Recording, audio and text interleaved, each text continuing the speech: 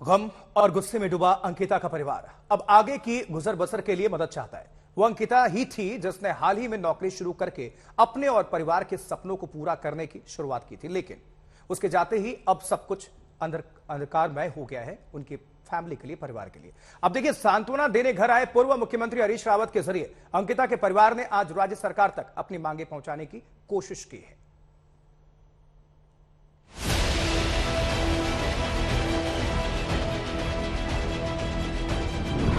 अंकिता के घर पहुंचने लगे नेता, होने लगी सियासत। कैसे खत्म होगी गम और गुस्से में डूबे परिवार की आफत? ये अंकिता का घर है जहां कुछ दिन पहले तक सपने संजोए जाते थे। सुविधाएं बेशक कम थी, लेकिन कुछ करने, कुछ बनने और फिर नया घर बनाने के सपनों की कोई कमी नहीं थी। एक हादसे ने इस परिवार के लिए सब कुछ खत्म कर दिया। न सपने बचे, न सपनों को संजोने वाली अंकिता।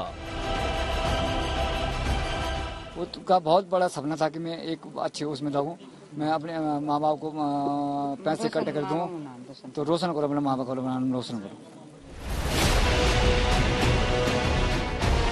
अब अंकिता के घर नेताओं का जमावड़ा लगा हुआ है।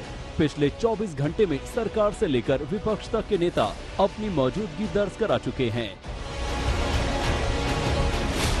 जाहिर है, बीजेपी नेताओं के पास आश्वासन है तो गैर बीजेपी नेताओं के पास सरकार को कोसने का मौका। लेकिन इस सवाल का जवाब किसी के पास नहीं है कि एक बेटी और उसके परिवार के अधूरे रह गए सपने अब कैसे पूरे होंगे।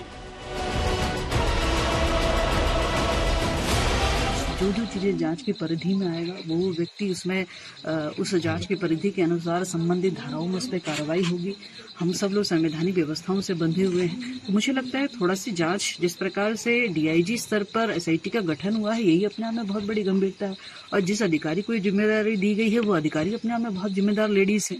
हमारे यहाँ वो एसएसपी रही है, बहुत ईमानदार अधिकारी हो, बहुत अच्छी एसएसपी वहाँ पर रही है।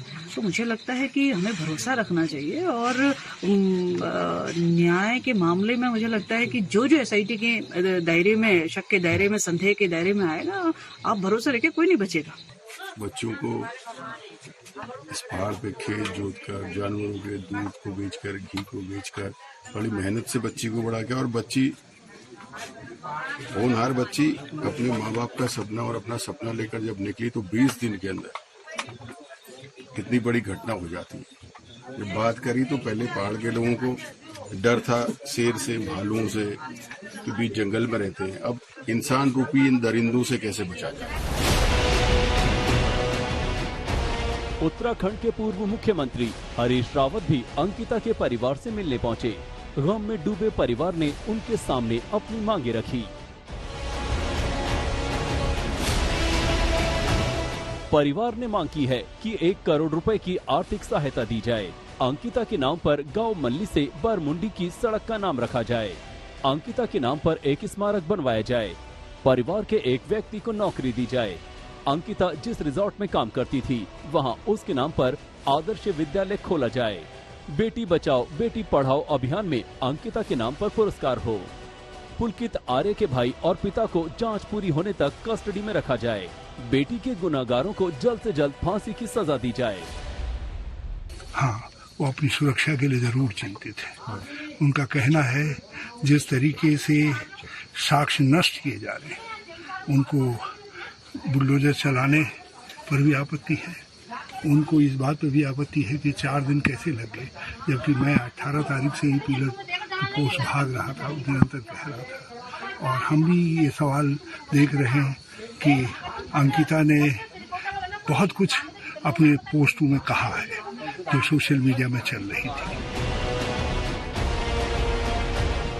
भरोसा तो खैर हरीश रावत ने भी दिलाया है कि वो अंकिता के परिवार की तमाम मांगों को लेकर सीएम पुष्कर धामी से मिलेंगे और कोशिश करेंगे कि इन पर जल्द अमल हो। फिलहाल अंकिता का परिवार नेताओं और अधिकारियों के तमाम भरोसों के भरोसे बैठा है। गम है, गुस्सा है और इंतजार करने की बेबसी के अलावा उनके पास कुछ भी नहीं है। पौड़ी गढ़वाल से तेजपाल सिंह और अंकित शर्मा के साथ आज तक ब्यूरो।